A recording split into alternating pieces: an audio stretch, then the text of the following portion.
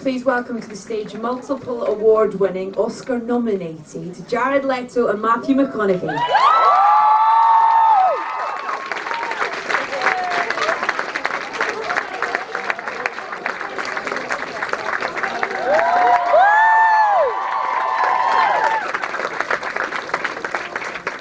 Make yourself comfortable, please. Right then. What a crowd. Good crowd. I was going to say holy guacamole. It's a lot of people. I mean, we got to start by saying congratulations, on this incredible film, on these performances, and quite rightly so the recognition that you guys have received for this film so far. So much commitment. It seems there was so much commitment to this film and these characters from you both. Would you say it's maybe the most commitment you've given to a role or a film? And it was required, I imagine, as well. I'd say, yeah, there was more that to clearly commit to with this role, mind, body, and soul-wise. I mean, you know, from the losing weight, that was not an eccentric idea. That's something that was needed to do, to be responsible for the character, to who this guy was. I surrounded myself with researching this guy, Ron Woodruff, and his story for 6 months, you know, 5 hours a day, and I never had a complacent moment. I mean, if we wouldn't have made the film for another year, I would have still filled that year with figuring out how to get inside this guy. But yeah. What was it about Ron that made you, that hooked you in, that got you, that made you want to, you know, interpret him? The anarchic way with which he went about surviving. It was never a sentimental tale. It was never a, you know, it wasn't the typical way to take on this subject matter. I mean, this guy was basically a dealer. He's a black market drug dealer, but he happened to be dealing drugs and vitamins that were unapproved that were helping people be alive. So there was a real pirate who was leading us through this very heartfelt story, and I found that very original. Jared, Rayon is she's a fictional character within this world that, you know, is based on real events. Does that make it easier for you to create her, or, you know, would it have been easier if she was real, if she had been real? I mean, you know, she is real in a lot of ways, but. And I think they're both interesting things to do, play a person who actually existed and also dream someone to life. I felt pretty lucky in this film to be able to create Rayon and not have some of the limitations that can come along. When you play a real person, you can become obsessed with some of the nuances, some of the details, and yeah, I'm really grateful that I have the ability to dream. Can you guys hear in the back or not at all? It's a little quiet, right? Maybe they can pump up the volume a little bit. You could tell he's a musician. And I see someone using a Samsung back there in the Apple store. I think like the space-time continuum may like break apart. They'll self-combust in 5 seconds. Yeah, you will. But you guys can come closer if you can't hear. You can snuggle up. No? All right, fine. Fuck off. Did you have any idea, you know, whilst you were making this, in what 25 days it took to make this film? That's incredible. That it was going to have this reaction. That it was going to, you know, touch people, affect people, make people pay attention the way that it has. Was there an indication that was going to happen? Look, I remember when I first read the script, this kind of role, this kind of story doesn't come along that often. And if they do, nobody wants to make them, which was our case as well. Nobody wanted to make this, or people tried to get it made for 20 years unsuccessfully. 137 times it was rejected. Wow. But I remember it, you know, it was clear when I read it, boy, this has potential to be something of import and entertainment. And then when we were making it, I definitely felt like we were cutting our teeth on the truth. Now, that's still no guarantee that we're going to put together a good film, especially making it that fast in 25 days. But then after I saw the first cut that Jean-Marc sent out, I was pretty excited about what we had. In terms of you guys, the on-screen chemistry that's there, and the journey that your relationship takes throughout the film as well. Jared, Rayon was there for the whole 25 days. You were Rayon for those 25 days. Is that right? That's right. There was no Jared in those 25 days at all. Well, I mean, there was always. You can't be who you're not, I suppose. But it was an immersive experience. It was a transformative role. I did basically what I had to do in order to deliver the best performance possible. So I just stayed as focused as I could be, as committed as I could be, and I wanted to contribute in a really meaningful way. And you know, Matthew had made an incredible commitment for this film, so I was happy to do my best to try to meet him halfway, and participate, be part of the team. So that's what I did. Teamwork, my friends, teamwork. And what is that You like understand? for you, Matthew? You know, he's in character the whole time. I imagine you can't discuss scenes between takes, that kind of thing, or what's that Not really, experience? but you know, as eccentric as it may sound, it's not. Everything he just said, it was about what he had to do to focus to play his role, play his part. He was fully committed. That makes it very simple to work with. I mean, quite literally, there's one less person in the room. And I was meeting Rayon every single day. I met Jared when we were done filming. I went up and said, "Hey, Matthew," shook his hand. He said, "I'm Jared." His voice dropped down 2 octaves, and that was it. But let me say this. Neither one of us were interested, nor did we have time to discuss what the hell we did last weekend, or what we had for dinner, or you know, any kind of sports, music, anything else. It was just one there wasn't What we time didn't have for dinner. Yeah. Yeah. What did you not eat last night again? We didn't have time, nor were we interested. Yeah. So it actually makes it very simple. Now look, they're actors who can take a tack like Jared chose to, and they can bring many other things that sort of get in the way of the filmmaking process. That's not what Jared did. He made it very, very simple. Nothing he did got in the way. It actually helped create the scene. So it was very simple. Yeah. Can we talk a little bit about Jennifer Garner, because you know, within the film you both have a relationship. Has anyone seen the film here? No. How did you see the movie? You sneaky We bastards. don't need to know that right now. Yes, yes, yes. Going to hell. What did she bring to the film for you? You know, Jennifer Garner has a very tough role in this because she has to walk the tightrope. She's the sober one, so to speak, between myself, Ron, and his Rayon. And she has that tough role to where she's a nurse. She's brought up in the establishment, and then here comes this epidemic that nobody knew how to treat. And here's this guy, Ron Woodard, coming up with his own research that seems to be working, but nobody wants to listen to. She brought, with Jennifer, you know she gives a damn. You know she cares. And there's a sincerity that she brings, and almost a search for the common sense of the scenario that she brings, especially well, that made her right for this part. It really needed a certain simple humanity that she's able to bring. Well, we're going to see a clip right now. This is when she kind of discovers what's going on secretly with you guys. He's not seen it. Do you want a blindfold? There you go. Where's Rayon? You're not in this scene. Roommate? It's not you. It's all right. It's not you. Roger Thompson. This is my patient. You treating these people? Oh, they're treating themselves. With what? Vitamins, peptide T, EDC, anything but that poison you're hawking.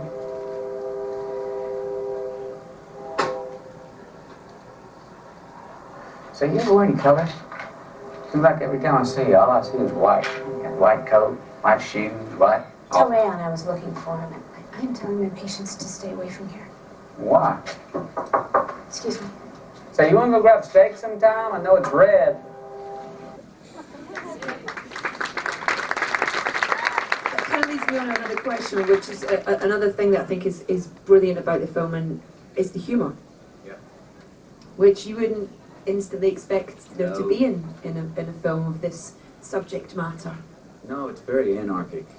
You know, as I said earlier about this guy being a pirate. You know, the subject matter we knew had heart and was important. At the same time, that didn't mean it didn't need to be entertaining. And the humor is here. It's blasphemous. It's shocking. But Jean-Marc, the director, did a really delicate job in quite a few scenes that could have been overly heavy-handed, could have been hugely sentimental, and still been true, but he did a great job of balancing the heart in this film with this blasphemous humor. That it is a wild ride. It's a highly entertaining film. Now, we knew going into it, If you hear if you read the one-liner on it, you know you're going to go see something that's probably good for you, something that you ought to see, something that's a bit of a history lesson you're going to get a message from. But there's no guarantee, especially with the $4.9 million independent film, that you're going to go be entertained. And I think we pulled that off. And it was there to pull off, but I think we did pull it off. This is another great little scene that we're going to see right now that involves the you're not in this one either, it's alright, you're in the next one, so just warning you. This one involves the Dallas Cowboys. Walker, Dorsett, Blunt, Newsom, Jeffcoat. These are patients. Yes, sir.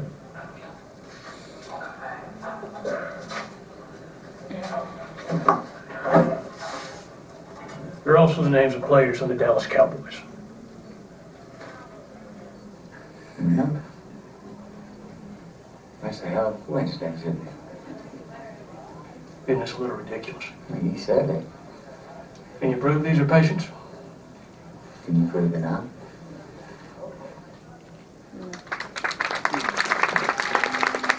How much did you stick by script? Was it, you know, was there much room? Was there much need for? There was. I mean, I know I came in with 4 or 5 variations on each scene. We did do variations. I mean, any improvisation I had came from the source material that Craig and Melissa wrote, and then on my own research of his transcripts and diaries and stuff, where I would bring up, oh, this was another version, another truth on his take of his belief in God or disbelief in God, another take on his, you know, he had 20 conspiracy theories about the FDA, and so I would try to bring a few of those, and they were all from his mouth, though. Jared, this next clip has you in it, just to. Well, We it can has skip this Ray one, can't we? No, we can't. Because I want to, well, if you can remember this. Why so many clips? They haven't seen the One film more, yet. Why would you it's want to one ruin more. the movie? It's not ruining You it. want to see Ray on Yeah, it, come don't on. you? We have to see. You know, We're not listening to you, and we're would not. you rather have 1 donut today or 6 tomorrow? No? This is a scene with you and Jennifer. And I mean, I get this feels like a conversation. This doesn't feel like a script. This feels like an intimate moment between 2 people who care about each other. Was this? Did you improvise with this script? This scene we're about to see? I mean, tell me after we watch.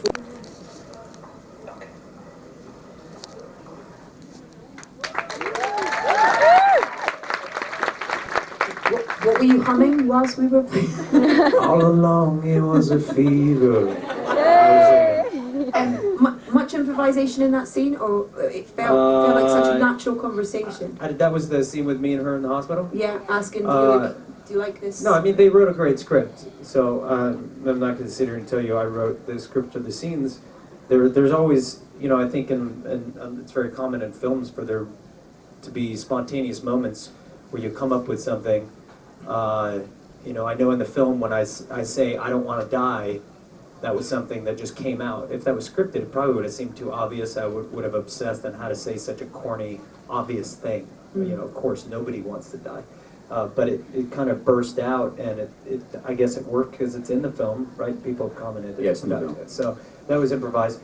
But great things can come. You guys see Wolf of Wall Street? Yes. Damn good movie, right? That was improvised, the thing he did. I love the story about that. Is that it, basically? You got it. I love that story. That's incredible. We'll move on. We'll leave that. How great was he in that film? Badass. Why haven't you watched it? You know, I haven't watched it for a couple of reasons. Number one, it's never going to live up to my expectations now, after all of the love and support that it's gotten. Maybe that's number 3. But number 1 is, you know, I see myself on film all the time. I edit myself on film all the time, whether it's in a documentary or a Mr. Bartholomew Coven's film. So I know, I'm familiar with the process, and I can get over the self-consciousness of it. But if I don't have any control or contribution during that process, I really don't want to be a part of it. You know, there's no point. Number 2, I read the script. I know what happens. I was there on the day. And I don't really need that part of the process in order to feel fulfilled. You know, I feel rather fulfilled as it is. So, you know, maybe one day I'll watch it. You really should. It's pretty I've seen a good. couple of the films. I saw Requiem for a Dream. You know, it was at Cannes, and we were walking down the red carpet. I wasn't going to do it, and Darren literally like grabbed my arm and dragged me into the theater. He said, "You got to watch the film." And I got caught up on it. Like you said, when you watched the film, you were able to kind of let go of your participation and get involved with the characters, and that could happen here. But I just, you know, I don't need to do it right now. It'll be around. Yeah. It's available on iTunes very soon, I'm sure. We're going to get some questions from our audience, our very large audience. We have some microphones rolling around, so... Are there any 30 Seconds to Mars family here today? I got the feeling that there may be. There might be the odd question then? Or No, we can focus. There's a little Look at the girl with the waving her 30 arms Seconds to there. I Mars think shirt. she might want to answer the first question. Do you Come want up to ask here. a question? Yeah, come here. The microphone's behind you. There you go. What do you want to ask? Oh, She there you wants go. to... Oh, Oh, come up here on come up stage here, and ask come up it. here. Yeah. Go up at microphone. Come here, come here, come here. Get up here.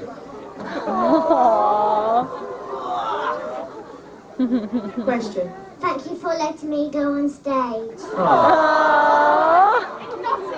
She went on stage with Nottingham. amazing. How old is she?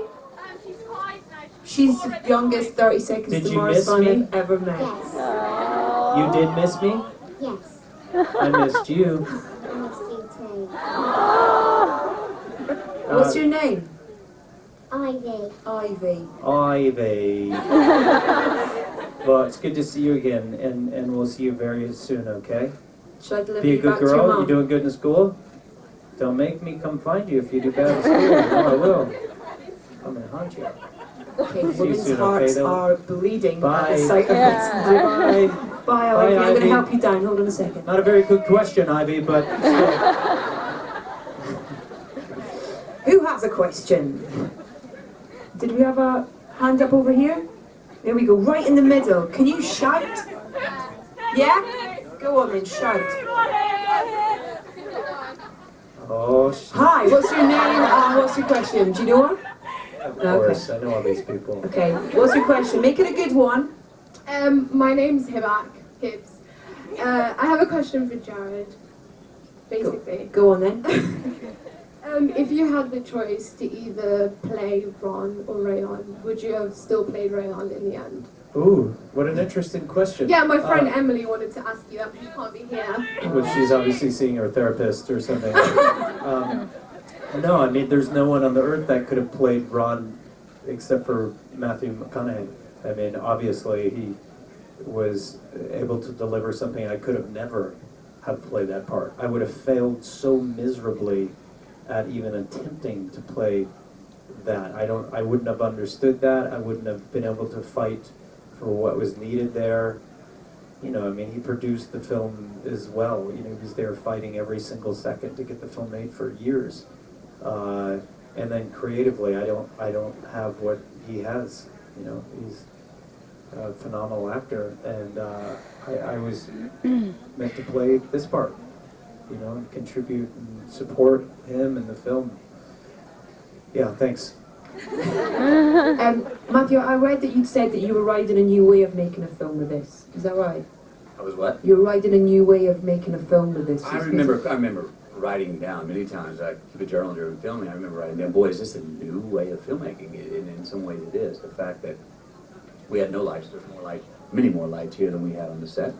The fact that we shot it in 25 days, there was one camera. Many times during the scene, it would be the actors, the script supervisor, the DP, and the director, and that was it. And you shoot a scene entering the building, and then you come in, look around, and walk out, and there was never a cut. They would just run around to shoot the other side. So I think how rapid and how alive it felt. That's when I started writing them, press record. Don't show up to talk about what the scene's about. Show them what it is. Don't show up to discuss what does this scene today mean. Be ready and just and do it. Perform it. Don't talk about it. Sounds like you liked that experience. I did like that experience a lot. It doesn't work if you're not prepared going into it, though, because there's no time to figure out, are we getting the story shot? Yeah. You know, and a lot of work went into pre-production. I know I was personally on the phone with Mark nightly for hours going through, okay, we've got everything lined up. If we shoot what we have here, are we going to have a full-fledged, fully realized story? And we hoped we were, because there was no time to check it out and be considerate on the day. Did your opinion of Ron change from going into making the film to finishing it? No. No, I'm happy to say I felt like I was doing my best to see Ron from the inside out about 10 days before we started shooting. Right. Okay, more questions. Hands up. Lady in the front. Actually, can we do the gentleman at the... go then. Go there. Go. Sorry.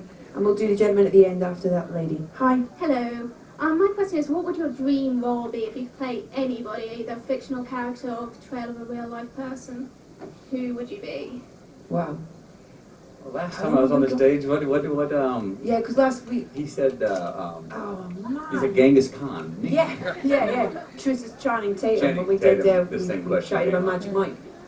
I was going to say Margaret Thatcher, but Wow. that's been taken. Yeah. Hey, Not if you haven't seen it. You could do No, I could do my version, a comedy, that I would... a musical. Musical version of Margaret Musical version of Margaret Thatcher. You know what we could do is Siegfried and Roy. Now you're talking. You and me? Now David you're Fincher talking. directing. Yes. Nice way to plant that seed. This could become real. Siegfried and who's Roy? I'll play the tiger. Gentleman at the end, please, got a question, I think. Yeah, that's correct. So the gentleman at the end is Good just roll. deaf, and there was a sign language great. interpreter just at the end. Hello, yeah. What? The gentleman at the end is deaf. We have a sign. Lady's going to sign the question for us Oh, at sign the the end. question. Yeah. I couldn't Well, understand. he's actually written it out. So would you like it on stage? Yeah. Why not? Go on. Hi Matthew, I'm keeping my fingers crossed that you will get the Oscars Best Actor at the Academy Awards. We are told that the voters vote and the winner is the one with the most votes, but I cannot help thinking there is more to this than we are told. I always find it odd that the films nominated are only released a few months before the awards ceremony, and those released from March onward the year before receive little attention. Do you think it is so that the films which are reckoned to have better chances are released sooner to the date of the Oscars, so they are more present in people's minds? What do you think? Is it deliberate or a matter of chance? There's definitely deliberation to that. You know, there's an award season and films and scripts that are going to be made. People, before they make them, have release dates. Like, okay, we think if they pull this off, if this film really works, it's going to be usually a drama, and we need to release that in the fall. That is our award season. That is when a studio or distributor will get behind and say, we're also going to set a campaign plan. We're going to find a way to, you know, it's a deliberate plan with how to release a film with the ideas of award season. Very seldom, it's happened a little recently, that you'll get a film that comes out in the spring that lives and rears its head and re-emerges in the fall, and that's planned as well. Everyone knows that if a film comes out in March and you think it's worthy of being around an award season, there's a whole distribution plan about how to reintroduce that film, not only to people, but to Hollywood, to the Academy, to voters at that time, to get it, so it can have a presence in award season. But very seldom does a film that came out early in the year show up and really emerge that late, and that's partially by design. Okay. Great question, thank you. Okay, we have time for 2 more questions. See, I told you. 2 questions and everyone puts their hands up. Wow, who's got the best question in here? Anyone? The burning desire? Okay, she does. She says she does. Go for it. It better be a good one. Well, it's not really. Well, she's Scottish, so she gets my vote. Boy. I don't think I need a microphone, really. I was about to say that myself, but go for it. As I said, we have limited time, so go for it. Are you two leaving this event straight away to go to premieres or Graham Oh, Norton? is that a question? Come on. She's asking this on Microphone, a use the date. microphone. Hello. There you go. Do you know you both have labels on the soles of your shoes? Is that your question? Right, okay. Yes. Front row, Team Rayon, the t-shirt. She deserves a question. Go. Excuse me, I'm shaking. I have a question for both of you. Is that all right? Go. Yeah, for Matthew, first of all, I love Dazed and Confused. Go on, say it, please. All right. I love Dazed and Confused too. I loved your Golden Ghost speech as well, by the way. Thank you. Question? Sorry. Yeah. What do you have to say about the power and the influence the film industry has on today's society? Do you think filmmakers almost have more power than politicians? Great question. That's a doozy. A doozy. Let's try to make a short answer. I mean, the reciprocity of what happens between life and art and the exchange there and what influences each is pretty fascinating. I mean, I definitely think art can, well done, can put ideas in our consciousness that all of a sudden we find something more acceptable that maybe we didn't before. All of a sudden, you know, things come to the forefront, and if they do translate, and basically at the end of the day, when I mean translate, they communicate with a large part of the masses, and it makes sense, and all of a sudden people talk about it. It just usually taps into something that either we didn't know, that now we learned, or something we forgot. So I definitely think there's a dance there between art and life. Now where that line meets and where it doesn't meet is blurrier today probably than ever before. But definitely can happen, sure. It does happen. Okay, and last question then for Jared. Yeah, I've always followed you from the beginning. I love everything. The She has a music, the arts. team rayon. Question. Sure. No, your music, your movies, everything. As an artist as a whole, you've got my vote big time. Yeah. At the end of all this, what do you believe? What do you want to look back and say, that was my greatest achievement? Well, I hope to never look back. Yeah. Sure, thank you. You got your mum? Just the three of us. No, I hope to never look back. I don't really care so much about that sort of thing, a legacy or what do I want to leave behind. I don't really think of that. It's good to be here now and to live dreams now and to share the dreams with all of you. Yeah. So thank you guys so much. This is it, right? Yeah, Can I ask a question before we go? Yeah. How many is anyone coming to Artifacts tonight? Okay. Does anybody want to go to Artifacts? I think it's sold out, but we're trying to do another screening of one. It may be later. So if you want to talk to Emma over there, you know who Emma is, with the glasses. Emma, raise your hand. You can get more information over there, or go to Adventures in Wonderland. We may release more tickets if we put another screening up. Just letting you know, because I'm sure some of you want to be there. Thank you. Thank you. I can't say how I love the film any more than I already have. It's incredible. It's a brilliant piece of filmmaking. It's a great story, fantastic performances, and I really wish you continued success with the awards season. Thank you guys for coming and for your questions tonight. 7th of February for those guys who haven't seen it yet. Bye, Ivy. Go see the movie.